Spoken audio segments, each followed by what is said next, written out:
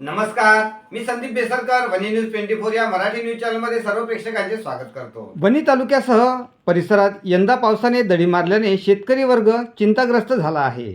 पावसाअभावी अनेक शेतकऱ्यांच्या दुबार पेर व तिबार पेरण्या कराव्या लागल्या असून मोठा आर्थिक फटका शेतकऱ्यांना बसला आहे। त्यामुळे शेतकऱ्यांचे डोळे चातकाप्रमाणे आकाशाकडे लागले असून सर्वत्र पावसाची प्रतीक्षा केली जात आहे।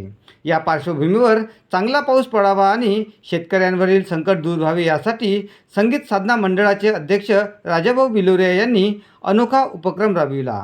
शहरातील महादेव मंदिरात विधिवत अभिषेक करून भगवान महादेवाची पूजा अर्चना करण्यात आली। तसेच उपस्थित भाविकांना मसाला चण्याचे वाटप करण्यात आले। यावेळी राजाभाऊ बिलोरिया यांनी शेतकऱ्यांच्या अडचणीबाबत चिंता व्यक्त करत शेतकऱ्यांवर आलेले संकट दूर होऊन लवकरात लवकर समाधानकारक पाऊस पडावा अशी महादेवचरणी प्रार्थना अर्पण केली। या धार्मिक उपक्रमात मंडळाचे पदाधिकारी, सदस्य तथा समस्त बिलोरिया परिवार सहभागी झाला होता। सध्या पावसाअभावी शेतकरी हवालदिल झाला असून खरीप हंगाम धोक्यात आला आहे। त्यामुळे सर्वत्र वरुणराजा प्रसन्न होऊन भरपूर पाऊस बरसावा अशी अपेक्षा यावेळी व्यक्त करण्यात आली।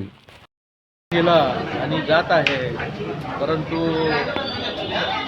पाऊस काही येत नाही आहे। बळीराजाची काही मर्जी आपल्या वणी शहरात होत नाही आहे। शेतकरी त्रस्त आहे आणि पुष्कळसे लोक पेरणी करून ढगाकडे वाट पाहत राहते। रोज सकाळ संध्याकाळ दुपार केव्हा पाणी येईल आणि केव्हा आपण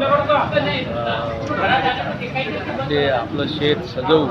परंतु आत्ता काळ असा आहे का शेतकऱ्यांचं जिथं तिथं मरणं आहे। शेतकऱ्याला भाव नाही आहे, शेतमालाला भाव नाही आहे। आणि या अशा दृष्टिकोनातून आम्ही एक नवीन उपक्रम चालू केला का बा या शंकराच्या मंदिरात एक पिंडीला पाण्यात बुडवून इथे एक चणे वाटप करणे, जेणेकरून देवाला थोडीशी काळजी लागेल, देवाला चिंता लागेल का बा कमीत कमी काही कुणाकडे नाही पण कमीत कमी शेतकऱ्याकडे पाहून तरी पाऊस यायला पाहिजे। अशा या उपक्रमामध्ये आम्ही या महादेव मंदिरात, शंकराच्या मंदिरात चणे वाटप करत आहोत।